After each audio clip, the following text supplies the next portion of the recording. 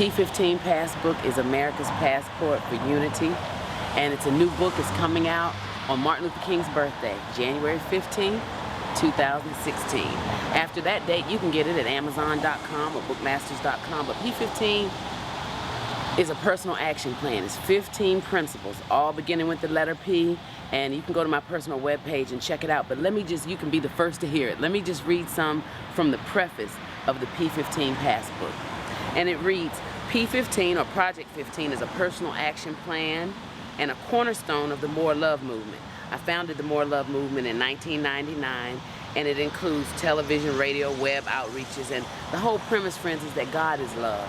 And we're created in the image of love, so we're love. I just came to bring more love. Solomon said there's nothing new under the sun.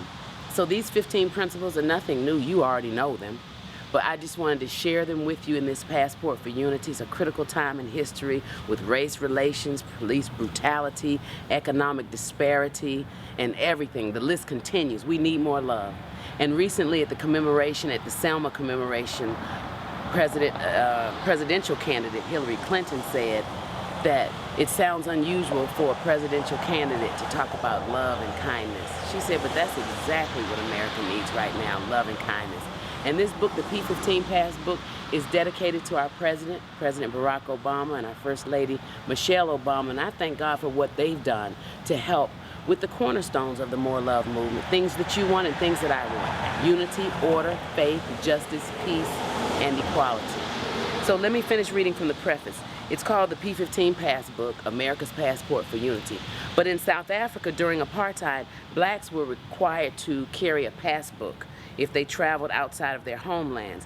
Pass laws were a type of internal passport system that was designed to segregate the population. Pass laws were one of the dominant features of South Africa's apartheid system until it was dismantled in 1986. Many Americans, including some of my classmates from Hampton University and I, protested, and they joined me in the fight to end apartheid by protesting against companies that invested in companies in South Africa and Southern Africa. So it grieves me to report that today, though, friends, in South Africa, we have kind of the antithesis. We have a lot of police officers who are black who are in power, who are brutalizing some white people. So my whole thing is that God is above race and gender. It's not about black or white or rich or poor or gay or straight or transgender. God is above race and gender. God is love, and I just want to bring more love. So the P15 Passbook, let me read on.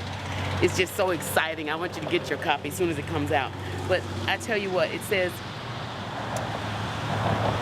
it grieves me to report that in South Africa today, many of the black police officers are terrorizing and killing white South Africans, which juxtaposed with police officers who have terrorized, brutalized, and murdered black Americans. It makes the case that this modern day movement is more about good and evil than it is about black and white. Justice is justice, no matter the region of the world. And as apartheid was one of the hallmarks of South Africa, racism, unfortunately, is one of the hallmarks of America. Many jurisdictions no longer use dogs and fire hoses against blacks. At the same time, terrorism against black people and the barbaric treatment of black and poor people still exists in America. My prayer is that the P15 Passbook will help heal our land and redirect us. I am not an injustice collector. I am an injustice corrector. Individually and collectively, we can do better. And although I'm not aware of any passbooks that we had to carry in the United States, black people have often been restricted to neighborhoods and segregated from white people by legislation and even railroads.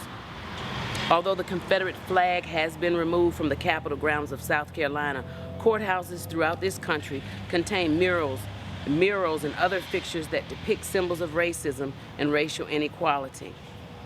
From the outside looking in and from the inside looking out, America is racist.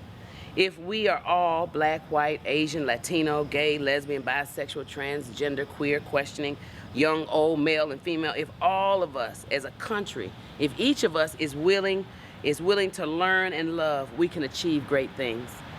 As a black woman, I have learned that segregation, Jim Crow, sexism, ageism, homophobia, xenophobia have historically impacted America and caused disunity at many levels. freedom begins to erode when we put each other in boxes. We all want the same things in life, friends: unity, order, faith, justice, peace, and equality. And on behalf of the More Love movement, offer the P15 Passbook as America's passport for unity. And since the majority of the land and other resources are controlled by white males, we black people in America have had to survive and thrive in the midst of racial injustice, economic injustice, and police brutality.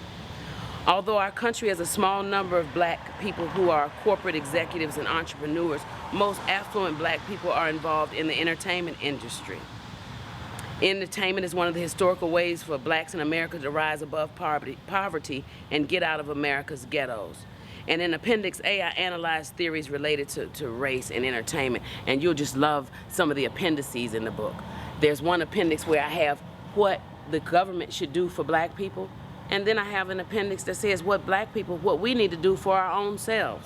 It is critical that in America that all people, and especially black people, have the tools and the goals to survive in a racist, sexist culture with a scarcity of resources.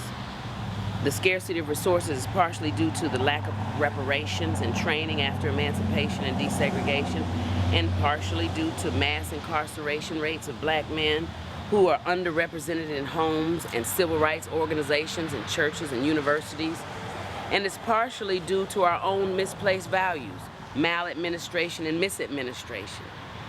Now, when you order the book, or you download the book, not as some empty ritual, but because you want to do something, because you want to make a change. P15 is personal.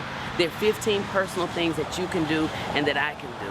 And at Mike Brown's funeral in Ferguson in Missouri, Reverend Al Sharpton of the National Action Network said, "Don't try to be on the program, try to have a program."